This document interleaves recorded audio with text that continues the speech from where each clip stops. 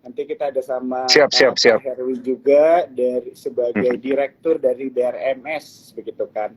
Oke, Iya. mungkin di sini ada teman-teman tadi yang udah mulai nanya-nanya juga. Nanti pertanyaannya aku tampung ya teman-teman semua ya. Jangan khawatir, ini aku udah lihat udah ada yang nanya tentang harta juga begitu ya. Karena harta ini kan ada hubungannya dengan emas juga begitu kan. Nanti mungkin pertanyaannya mungkin bisa lebih ke arah kira-kira emiten mana nih yang menarik di saat seperti ini. Apakah emitennya langsung memang produksi emas atau turunan-turunan dari produksi Mm-mm. emas? Itu kan bisa jadi pertanyaan begitu ya. Oke, tapi Mm-mm. mungkin Betul, betul. ya, tapi mungkin untuk pertanyaan pertama nih yang mungkin kita tanyakan ke Daniel, begitu kan? Karena di sini banyak teman-teman cuan troopers juga yang mungkin baru belajar, begitu kan, tentang korelasi emas, begitu kan, dengan Mm-mm. dolar dan sebagainya. Mungkin pertama view Daniel dulu deh terhadap pergerakan harga emas saat ini tuh kayak gimana nih, bro? Soalnya kalau kita lihat Mm-mm. harga emas saat ini kan naik banget ya, bisa dibilang ini melonjak tinggi dan kira-kira prospek atau tanggapannya Daniel gimana nih melihat Mm-mm. harga emas saat ini? Mantap, mantap. Thank you, Jo. Ini Ya, pertanyaannya menarik banget karena ya. memang baru beberapa waktu lalu nih kalau kita lihat ya, harga emas itu memang sentuh all time high-nya rekor di kisaran Hmm. 2055 ya, dolar Amerika Serikat per troy ounce. Nah, Ya. pertanyaannya pasti kenapa nih kok tiba-tiba bisa rally setinggi itu, kemudian dia terkoreksi cukup dalam begitu ya, Hmm. sampai ke level 2028 dengan level supportnya itu di 2000, kemudian ini rally lagi, lanjut lagi gitu ya. Ya, Nah, ya. nggak lain nggak bukan adalah karena sentimen yang disebutin juga tadi sama Joe bahwa memang ada pengaruh dari suku bunga Amerika Serikat pastinya, di mana suku bunga Amerika Serikat itu dinaikin lagi kemarin. Hmm. Kalau setiap kali suku bunga itu dinaikin, biasanya orang akan mencari, biasanya ya ini nature-nya kalau suku bunga dinaikkan itu biasanya orang akan mencari apa namanya instrumen yang tidak terlalu berisiko begitu ya. Orang akan meninggalkan saham, orang akan berlari ke deposito mungkin, obligasi, dan lain sebagainya. Nah, pertanyaannya adalah ini kok ketika suku emas juga tiba-tiba all time high dan sekarang masih rally lagi gitu. Nah, kenapa? Karena ternyata dasar alasan dari kenaikan suku bunga ini adalah untuk melawan inflasi di Amerika Serikat yang kemarin sempat 9%, terus turun ke 6%, terus ke 5,5%, dan datanya kemarin dikeluarin itu 4,9%. Jadi, apakah ini udah bisa dibilang bahwa inflasi Amerika Serikat ini akan segera turun?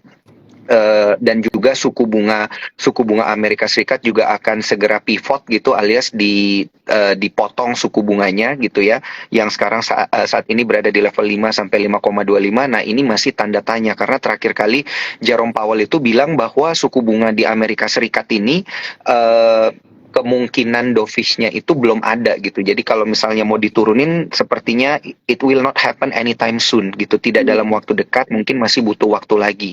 Nah, eh, apa pengaruhnya ke emas? Nah, pengaruhnya ke emas itu begini, waktu suku bunga Amerika dinaikin ini terlalu tinggi, ternyata yang terluka di Amerika Serikat itu adalah housing market sama mereka punya PMI manufaktur gitu. PMI manufakturnya itu malah terkontraksi di bawah level 50. Jadi kan kalau di atas 50 dia ekspansi, ini masih tetap di bawah 50 gitu, dan mereka punya industri properti itu juga jadi lesu gitu, dan industri peminjaman di bank juga jadi lesu, dan bahkan ada beberapa bank kemarin yang kolaps. Nah, ini indikasi bahwa negara tersebut bisa aja resesi di akhir tahun gitu kalau suku bunga tetap dinaikin. Nah, melihat kondisi sekarang ini, karena di Amerika juga sepertinya investasi kurang bagus, orang mulai beralihlah ke safe haven gitu. Hmm. Safe havennya ini adalah emas. Nah, kita makanya di Sukor Sekuritas sendiri, ini berdasarkan riset dari makroekonom kita, Mas Ahmad Mikael, itu kita optimis harga emas ini bisa sentuh angka 2.100 dolar Amerika Serikat per troy ounce. Nah, Ya. jadi pertanyaannya adalah saat kapan kita harus membeli emas gitu kan, berinvestasi di emas. Nah, itu adalah di kondisi-kondisi di saat harga emas ini lagi koreksi kayak sekarang. Ini kan ada koreksi kecil nih ya kalau kita bandingin dari 2055 ke 2000 sekarang di kisaran 2039,5. Nah, kalau mau cicil dari sekarang bisa gitu karena memang sentimennya masih mendukung. Nah, kalau misalnya mau yang lebih berisiko sedikit ya udah nggak apa-apa investnya di emiten-emiten emas. Nah, kalau nanya emiten emasnya yang mana, saya ngelihat dari sisi teknikal sih BRMS ini sudah masuk ke level-level support gitu. Kenapa? Karena kalau kita lihat ini level-level support ini udah terbentuk dari Oktober 2023 gitu ya. Dan ini termasuk salah satu support kuat gitu.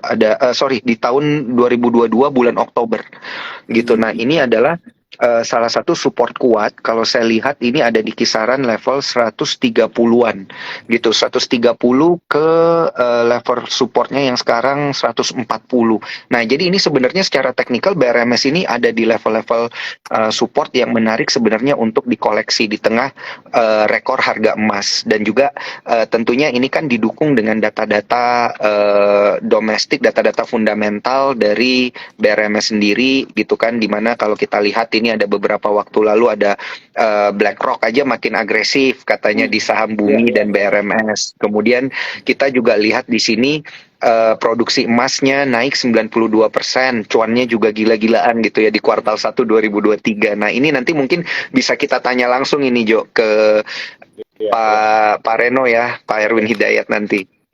Ya, betul ya. Jadi nanti tadi buat teman-teman cuan troopers ya, tadi yang dijelaskan sama Daniel nih udah menarik begitu ya teman-teman, karena sudah diberikan secara teknikalnya juga gitu. Tadi kita akan membahas tentang kondisi global begitu ya kan, karena salah satu faktor yang menyebabkan harga emas itu bisa naik itu kan dari kondisi ketidakpastian secara global begitu bro ya kan. Betul. Dan itulah yang sedang terjadi sekarang begitu kan. Dan memang harga emas itu emas itu juga secara general adalah safe haven ya teman-teman, pasti tahu banget ini ya. Jadi kalau misalnya orang itu mencari aman biasanya itu adalah larinya ke investasi emas begitu kan, mereka menaruh aset-aset mereka di emas begitu. Jadi kita udah melihat dari secara kondisi global itu menguntungkan gitu ya, atau bisa dibilang juga potensi emas ini sangat bagus, ditambah kita sekarang bisa ngobrol-ngobrol langsung nih dengan Direktur BRMS, dan juga tadi Daniel udah menjelaskan tentang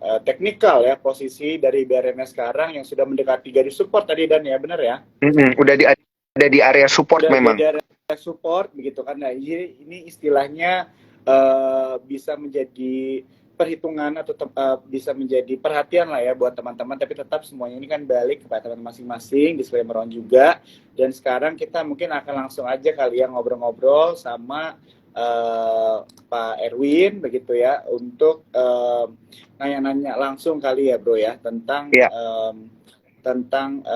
BRMS begitu ya secara langsung. Oke, coba kita ini dulu, mereka udah request.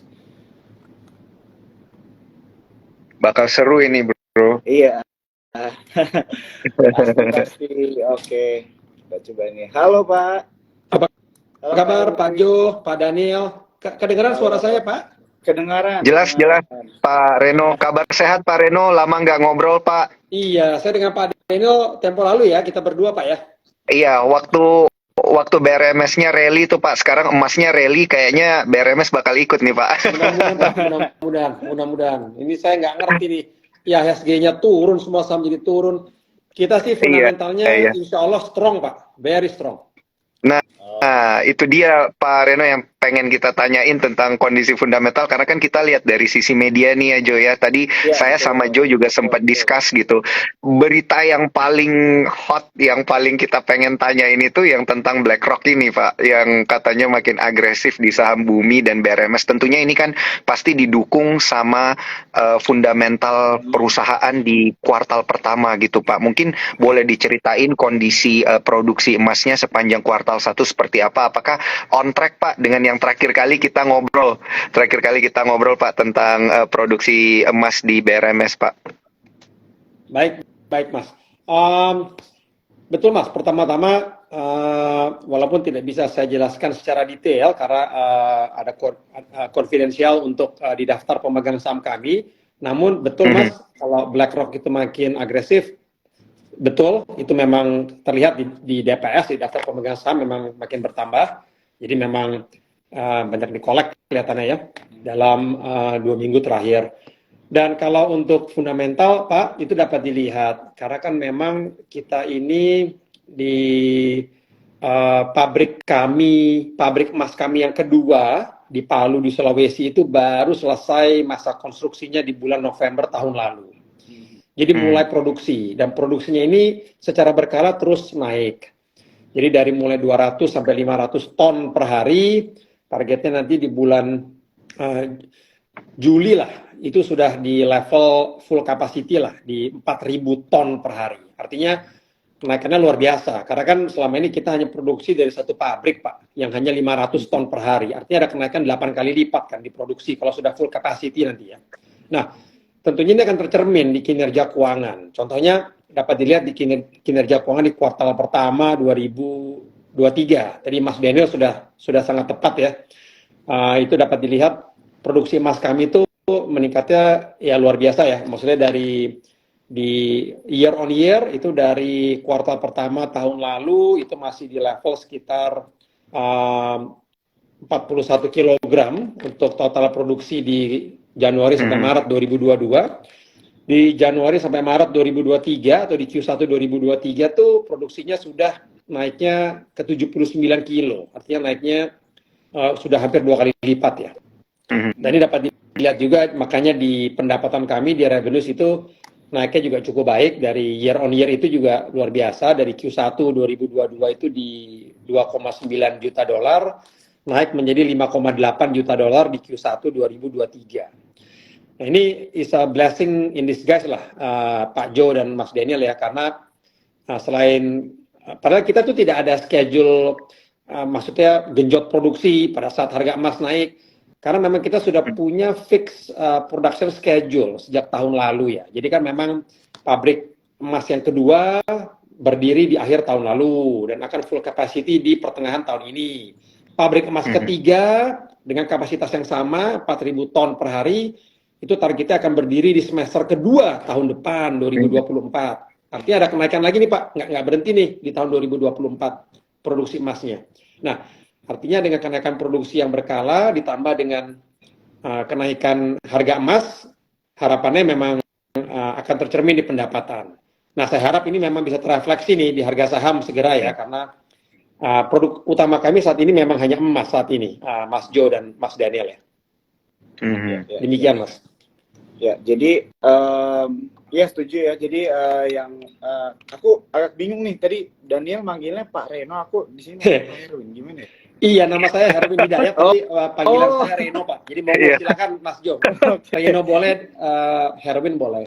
Boleh, oke. Iya, jadi benar ya Pak ya. Jadi kalau misalnya dari saya secara personally juga memang kan kalau misalnya kita melihat sektor emas ini menarik begitu, karena kan tinggal pemilihan emiten-emitennya begitu kan. Kalau misalnya dari DRMS ini personally disclaimer on, saya suka karena saya melihat earnings projection begitu ya. Ini salah satu dari pertimbangan saya kalau misalnya memilih satu perusahaan itu dari proyeksi pendapatan dia ke depannya begitu kan.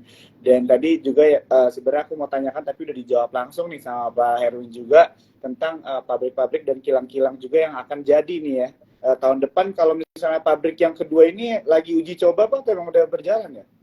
Pabrik yang kedua Mas Jo itu kapasitasnya 4.000 ton biji per hari di Palu Sulawesi. Itu sudah selesai masa konstruksinya di bulan November tahun lalu. Namun memang produksinya itu dilakukan secara bertahap. Jadi pertama-tama tuh mulainya di level 300 sampai 500 ton biji per hari. Rencananya mungkin di bulan depan atau Juli, di bulan depan lah kita akan buat press release peningkatan produksi yang sudah terjadi. Targetnya sih di bulan Juli awal tuh sudah di level 1.000 sampai 2.000 ton per hari produksinya. Baru nanti di bulan Juli Agustus harapannya sudah harus di full capacity, artinya 4.000 ton biji per hari.